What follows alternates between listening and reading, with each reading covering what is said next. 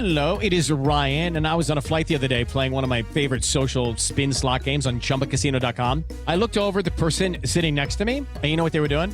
They were also playing Chumba Casino. Coincidence? I think not. Everybody's loving having fun with it. Chumba Casino is home to hundreds of casino-style games that you can play for free anytime, anywhere, even at 30,000 feet. So sign up now at ChumbaCasino.com to claim your free welcome bonus. That's ChumbaCasino.com and live the Chumba life. No purchase necessary. VGW. Void where prohibited by law. See terms and conditions. 18 plus. The Signal Oil Program, The Whistler.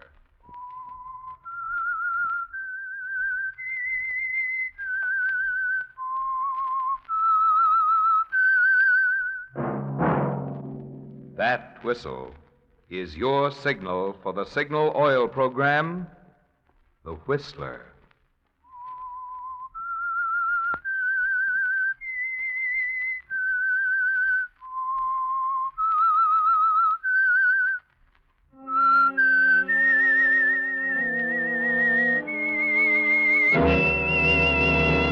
I am the Whistler, and I know many things, for I walk by night. I know many strange tales hidden in the hearts of men and women who have stepped into the shadows. Yes, I know the nameless terrors of which they dare not speak.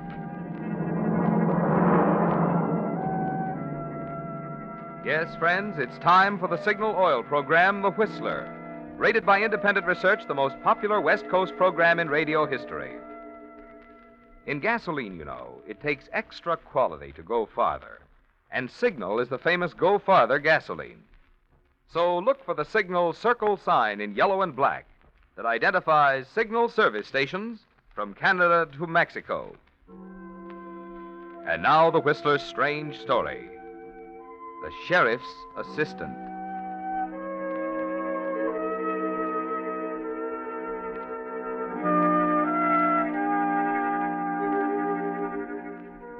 Friday was the climax of a terrible week for Willard Rowley. It was a week of decision, and in all of his 45 years, Willard had shunned decision like the plague. But he was forced to face it now. Nan Parker would never take it lying down. He knew she'd force a showdown the minute she discovered the real reason he'd told her their affair was over. That Grace Rowley, Willard's wife, had unexpectedly inherited $500,000. His whole future was at stake, and the end of the week found him desperate. He was known to readers of the little magazines as a clever writer, but now the famous Rowley wit had failed him. When he tried to write, he found himself inventing explanations. When he tried to sleep, he outlined thin denials.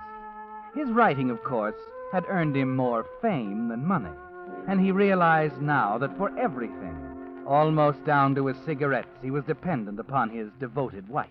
It's 10 o'clock, Willard. Oh, the country's just beautiful. I do wish you'd get up and go for a walk with me. Oh, please, Grace, don't be hearty at this uncivilized hour. What have you got there? The mail. Oh, Willard, you haven't touched your breakfast tray. I'm not hungry, Grace.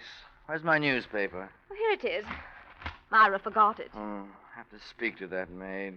Willard, what use is there in having a country home if you don't enjoy it? You haven't been yourself all week.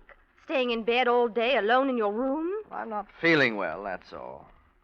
What's in the mail? Here's a memo from Finch. The profile you're writing is 6 days overdue. Well, he can wait. But you've hardly done a stroke of work all week. Oh, really, Willard? Finch offered you the best price ever. And until the inheritance comes through... Oh, that again. I tell you, Grace, I'm not a machine. And as for Finch, if he wants quality in his articles, he'll just have to wait. Now, please have the maid clear this away. I hate cold food staring me in the face. How about our walk? Oh, perhaps. After I look at the newspaper. I do wish you'd tell me what's wrong with you, Willard.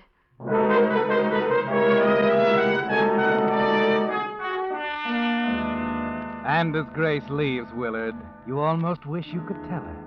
It would be quite a scene, wouldn't it? Her stunned silence at first, then mounting rage as you calmly informed her that for 2 years now you'd been seeing Nan Parker secretly, that only a week ago you and Nan had planned to run away together. But there are reasons why you can't do that, aren't there? 500,000 of them. You pick up the paper, hurriedly scan the first page, and grow suddenly tense as your eye strikes an article in the left-hand column. Local resident heiress. Grace Rowley, named beneficiary in will of distant relative. It's only a matter of time now, Willard. The minute Nan Parker sees that article in the paper, there'll be a showdown. And the thing that strikes home as you sit there is that Nan Parker holds all the cards. One word to Grace and it's all over. You stare at the article, hoping Nan will be reasonable, knowing at the same time that Nan Parker is Nan Parker and that nothing will change her. And then... Yes? Well, darling, I've missed you. A week is such a long time. You shouldn't call me like this, Nan. I told you that I had to talk to you. You see, Willard, I'm leaving Ralph. You're what? Yes, we had another exhausting quarrel, and I told him we were through. I'm awfully sorry, Nan, but you see, it doesn't concern me now. Oh, but it does. What do you mean? I want to see you, Willard. We have a lot to talk about, you But know. that isn't possible. We agreed. See you soon, darling. Real soon. Nan, listen. Wait. Woman. Oh, Willard, aren't you dressed? I thought we were going for a walk. Oh, Grace, I wish you'd remember to knock. How can I work with everybody crashing in here? I'm sorry. Oh, Ralph Parker's car is in the drive. I told Myra to send him up. Parker? What does he want? I don't know. It's odd, isn't it, Willard? The Parkers almost seem to be avoiding us lately. That does it. I shan't be able to write a line. Next door neighbors buzzing in and out of here like mosquitoes. I wouldn't call the Parkers exactly next door. Oh, here, Willard. Slip on this dressing gown. Oh, no, not that one. You know I can't stand wool next to me. Oh, yes, the sensitive skin. I forgot. Is it okay if I walk right in? Well, it seems to be. Oh, good morning, Ralph. You're quite a stranger. Well, you know how it is with photographers. We practically have to live in a dark room. What's the old man doing in bed? Well, the entire world, except you, Parker, knows I do my best writing in bed. Well, sit down, Ralph. I'll move the typewriter. Oh, never mind, Grace. He's only come to insult me. Let him stand. I won't be long, really. I just came to talk to Willard a minute. To me? What about? Nan. About Nan? Oh. Well, Grace, it's quite obvious the battling Parkers have been at it again. Perhaps you'd better go. I suspect this is private. Oh, not at all. I just assumed Grace stayed. Well, Grace, I'd rather you What's left. the matter, Willard? There's something you don't want me to hear. Oh, no, but... All right, Parker. What is it? I'm pretty worried. Oh? Nan and I had another row. Maybe you've heard. How would we have heard? Oh, it's all over town. She says she's going to leave me. Oh, I'm very sorry to hear it, Ralph. I love her very much, you know. I don't think I could go on without her. Oh, of course. Well, I just wanted to tell you that I took the liberty of parking an automobile in that old shed of yours next to the highway. The tractor shed? What on earth for? Well, it's a new car. I had it on order for months. You see, tomorrow's Nan's birthday, and well, I thought I'd give it to her then. Oh, a peace offering. Maybe my last one. That would be a pity. Your battles are the only interesting thing about either of you. Willard, Well, please. it's all right, Grace. It seems to be the general feeling around here. Well, I'll be going along. And thanks about the car. Oh, not at all, Ralph. Wish me luck, eh? I'm sure it'll work out, Ralph. I wish I was sure. Bye. Goodbye. Poor man. He never knows where he stands with that woman. What makes you say that? Well, I hate to repeat rumors, Willard, but I've heard it so many times. Rumors? What rumors? Well, they're saying Nan has been interested in some man right here in this town. What? That has been going on for over a year. Oh, why, that's ridiculous. Perhaps. But you know how I feel about those things, Willard. Maybe old-fashioned, but if I were Ralph and I discovered something like that, I'd send her packing in 2 seconds. Yes, Grace, I know. Oh, come on now.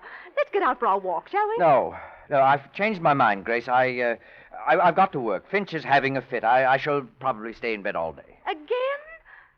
Oh, Willard, will you tell me what's wrong with you? It's not natural for you Oh, to be Grace, if you plague me with analysis now, I shall go mad. Now, go fix over an old hat or something. I've got to work.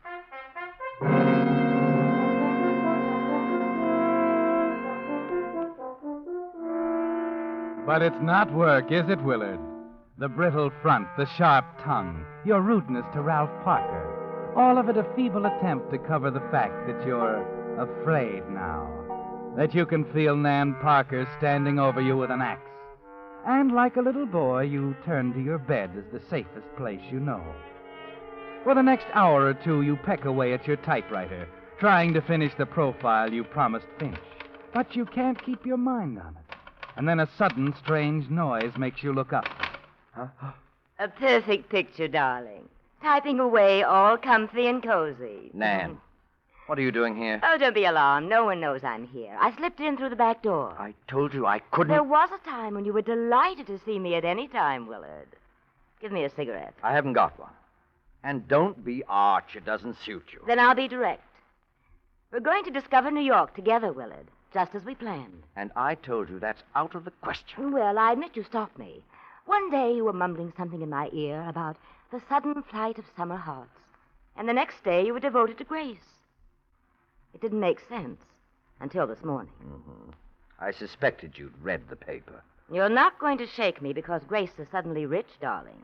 Don't ever think it. You're a phony and a heel, but I'm fond of you. And I'm used to getting what I want. I'm considering going to Grace and telling her the whole thing. Oh, stop it. Stop it, stop it. Oh, you're wonderful, Willard. Let's go down together and tell her, shall we? I said I was considering it. You considered it a week ago and rejected it. Because you know Grace would toss you out the window in those beautiful figured pajamas the minute she heard of it. Now be practical, dear. You're either going to New York with me, just as we planned, or I'm going to Grace with the whole story.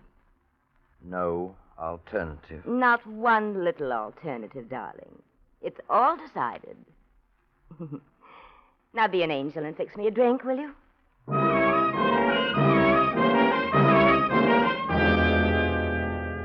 Yes, Willard, fix Nan a drink. But as you move to the sideboard, you know there's no way out now, is there, Willard?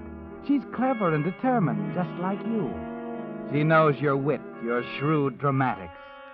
You desperately force your mind for some dodge, some persuasion. But you know it's too late for that now. And as you pour the amber liquid into the glass and reach for the seltzer bottle, your thoughts begin to move like chain lightning.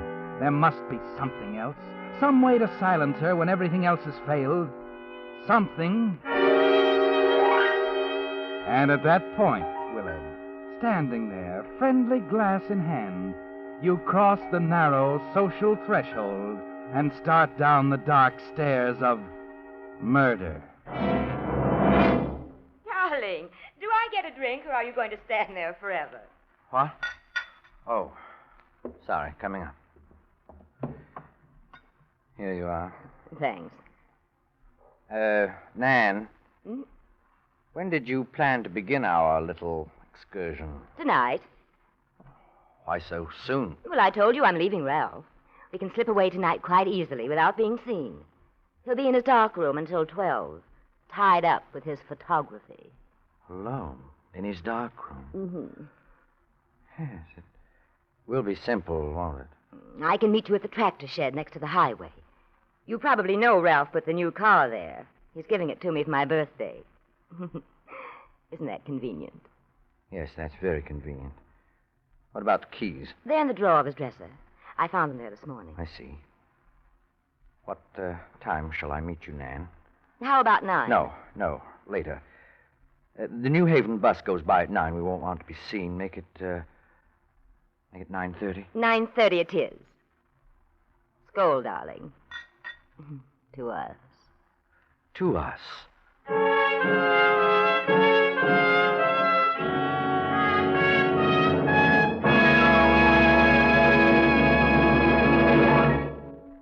With the prologue of The Sheriff's Assistant, the Signal Oil Company brings you another strange tale by The Whistler.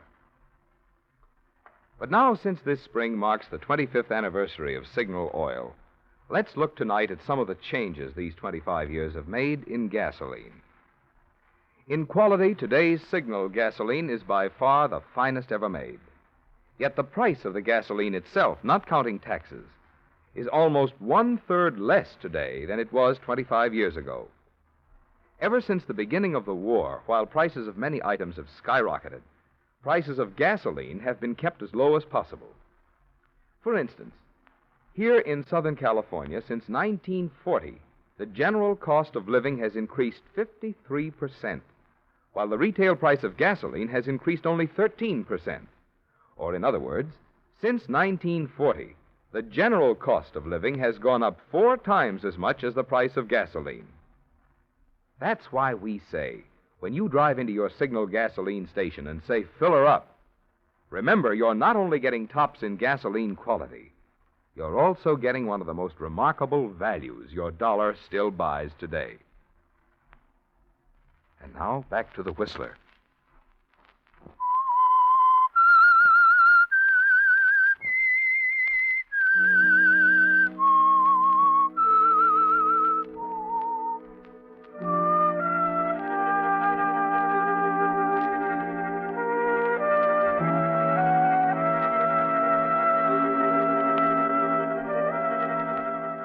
Well, Willard, it's quite a problem, isn't it? Nan Parker so persistent, your wife Grace so devoted, and now so rich. But there's a way out. And oddly enough, Nan herself placed it squarely up to you as the two of you stood over a friendly drink in your room this afternoon. It's all there now, with Nan's husband Ralph in his photo lab all evening, with the new car in the tractor shed near the highway, with Nan insisting that you meet her there tonight. And best of all, your wife, Grace, knows you plan to stay alone in your room working, and you're sure she'll never disturb you. No one will know you left your room even for an instant, except Nan. And after your meeting tonight, she won't tell anyone anything.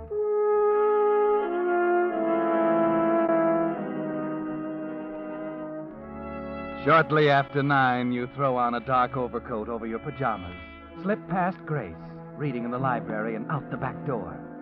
It's 9:23 when you see the glow of Nan's cigarette in the darkness of the tractor shed a quarter mile from the house. Nan? Oh, darling, I'm so relieved. I was afraid you might not be sensible. You're sure no one saw you? Oh, of course. Nobody will suspect a thing until they see the note. Note?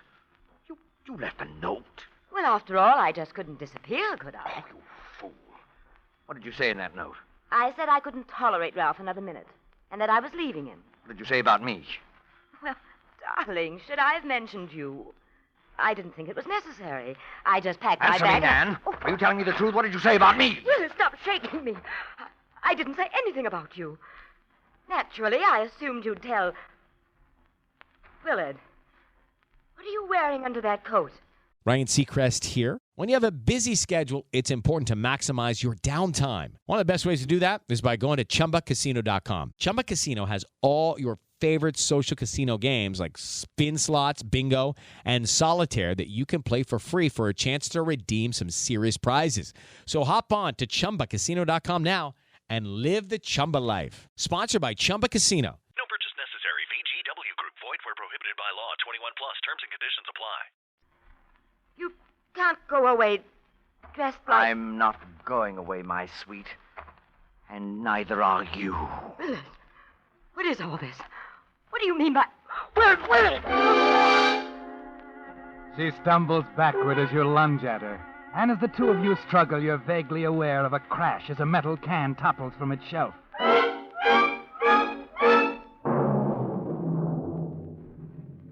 It's done now, Willard. You stand over her, weak-kneed, shaking. And a second later, you're surrounded by flames, her cigarette falling into the dry straw on that upset can of gasoline. As the fire spreads quickly across the floor of the shed, you hear another sound. The New Haven bus. Oh, good Lord. It's late. Yes, Willard, the bus, and the load of witnesses you thought had gone by. You can't make it back across the open field now. There's only one way. You bend down, snatch the ignition key from Nan's hand, slide behind the wheel of the car, and put your foot on the starter. Hey, you in there. What's going on? There's a man in there. Yeah, the guy must be crazy. Come on, folks. We got to give him a hand. Here, there's a car in there. Here he comes. Look out! Look out! Why, that crazy jerk. Why he's driving right off. He didn't even stop. Well, what's the matter with him anyway? Hey, somebody get over to that service station there and call the fire department. We got to stop this. Okay, I'll go. I'll get the extinguisher from the bus. Might do a little good with it. Oh, look. Inside, there's somebody on the floor. It's a woman. Hey, Jim. Yeah? While you're at it, call the sheriff.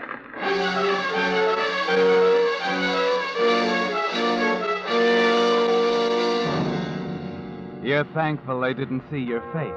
But there's no more careful planning now. You're improvising, doing whatever you can to escape.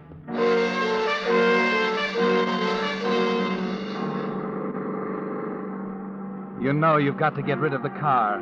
You roar up the road past your house, past Parker's, and swerve off in a deep thicket and jam to a stop. A moment later, you force your way out, the twigs and underbrush scratching your face, knocking your hat off, forcing you to stop for a terrible moment and hunt for it on hands and knees. At last you find it. Push your way out of the thicket and start across the field. It seems an eternity until you reach the back door of your house and grab the doorknob. And then stop, frozen, as the kitchen light snaps on. Is that you, Mrs. Rowley? Yes, Myra. I'm just fixing a cup of chocolate to take up to Mr. Rowley. Oh, no. I hope you can get him to take it, ma'am. He's looking poorly. Oh, yes, I'm very worried about him, Myra. He's not himself at all. Sitting up there listening to the radio. It's just not like him. Listen. My stars, what's that? It's the fire horn in the village. Oh, get me some cups and a tray from the dining room, will you? Certainly. You're trapped outside that kitchen door, Willard, with a fire horn splitting the night. Grace about to go to your room with a cup of chocolate. And worse than that, a car pulling up to your front door. You hold your breath in agony. Oh, never mind, Myra. I'll get it. Thank goodness. You grab at the chance, bolt through the kitchen and up the stairs to your room. There's just time to toss the overcoat and shoes into the closet, snap off the radio, and get into bed before Grace is at the door. Willard, What is it? something's happened, dear. May I disturb you? All right, I'll turn on the light. Oh, Willard, the tractor shed caught on fire. They just put it out. There's a man downstairs. Oh, the shed. That fire trap. Oh, I knew sooner or later. You'd better get out of bed, dear. There was someone inside or something. The sheriff's on his way over. The sheriff? He wants to talk to us. Well, I'd better stay right here and wait for him. Willard, why would the sheriff want to... I don't know, Grace. I haven't the slightest idea. You brace yourself, Willard. Get set for the questions you know are coming. And above all, you refuse to get dressed and go downstairs. You want to be in bed, don't you? So the sheriff will get the right impression. So there won't be any cause for doubt when Grace tells them you were in bed when it all happened. When the sheriff arrives, you're ready. I simply can't believe it, Sheriff. Nan Parker trapped in our shed.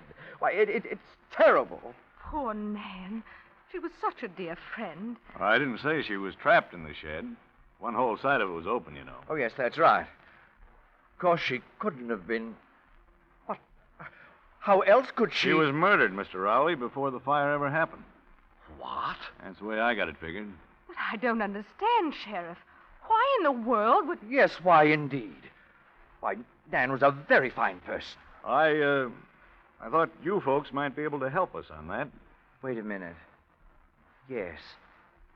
I think I know what you're driving at, Sheriff. Oh? Yes, they were always fighting. Willard. I'm sorry, Grace, but it's no secret. Why, everyone called them the Battling Parkers. Yeah, so I've heard. This time, I think she was trying to leave him. There was a suitcase. Grace, you remember what he said this morning? He couldn't go on without her? But I can't believe that Ralph... Yeah, it isn't easy to believe such things about our own neighbors, Mrs. Rowley, but it does look bad for Parker. He hasn't even an alibi. Just the story that he was alone in his photo lab all evening. I guess you don't need much else to go on, Sheriff. Maybe not, but I have an assistant on this case. An assistant? Yes. Gonna wait for a few developments before making the arrest. Wait, but Sheriff, with a murderer on the loose, I don't see Now, why... don't worry, Rowley. The way I figure it, I'll have a perfect case against this murderer by sometime tomorrow.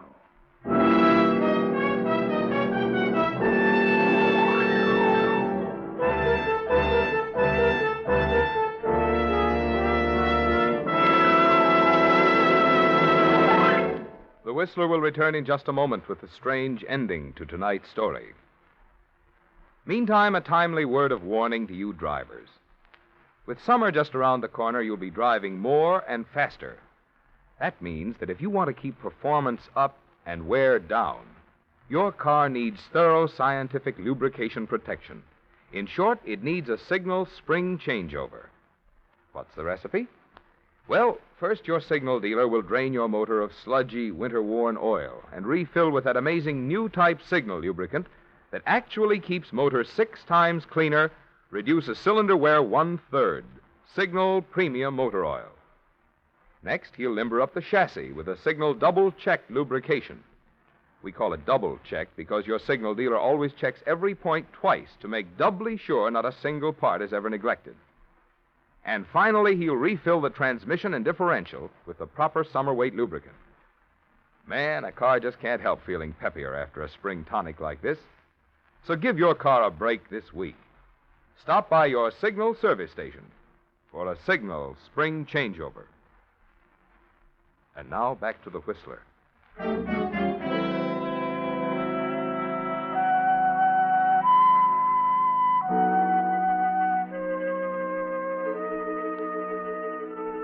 Well, Willard, nothing to do but rest and wait now. It all points to Ralph Parker, doesn't it? You can't understand the sheriff not arresting him right away, but you can't press it too far. They'll add it all up, Willard. Ralph's car hidden in the thicket. The fact that he and Nan quarreled the afternoon before she was found dead in the burning tractor shed. Her suitcase, indicating she planned to run away from Ralph. And his feeble story that he was working all evening alone in his photo lab. They'll never believe that, Willard. And he hasn't any real alibi. Only a strong motive. Quite different from your position, with Grace and Myra the maid ready to swear you haven't been out of bed for days. But you still find it difficult to sleep, don't you, Willard? Murder doesn't rest easy on the mind. It's nearly 3 a.m. before you finally doze off, tossing feverishly, anxious and bothered, something irritating you. When you open your eyes, it's almost noon and someone's knocking on your door. Willard? Never mind, Mrs. Rowley. I'll go right in. But, Sheriff, this is an imposition. Willard can't know any more about the case. He hasn't been out of his room for a week. I know all about that. Oh, Willard, dear, the sheriff wants... Willard, what is it? Your face. What's happened to your face? Numbly, you put your hands to your face, Willard. Then, for the first time in your life, you know sharp, climactic fear. The real end of your terrible week. Willard! I told you I had an assistant, Rowley. Pretty effective worker, huh? Grace, don't let it... It's no use, Rowley. It's all over. And, you caught yourself. If you got out of bed a little more often, you'd have known better than to drive that car into the biggest thicket of poison ivy in Douglas County.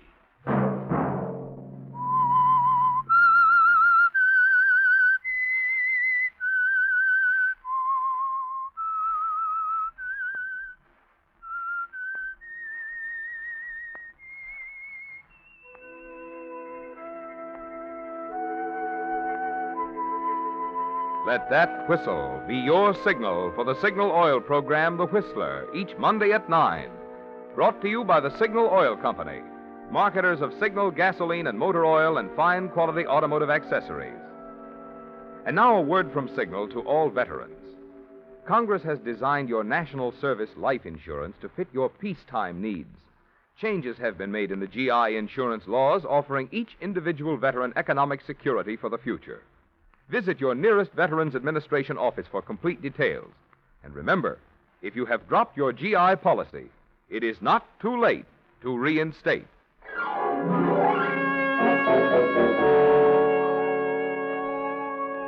Featured in tonight's story were Joseph Kearns and Margaret Brayton. The Whistler was produced by George W. Allen, with music by Wilbur Hatch, story by William Engvik, and was transmitted to our troops overseas by the Armed Forces Radio Service. This is Marvin Miller speaking for the Signal Oil Company. This is CBS, the Columbia Broadcasting System.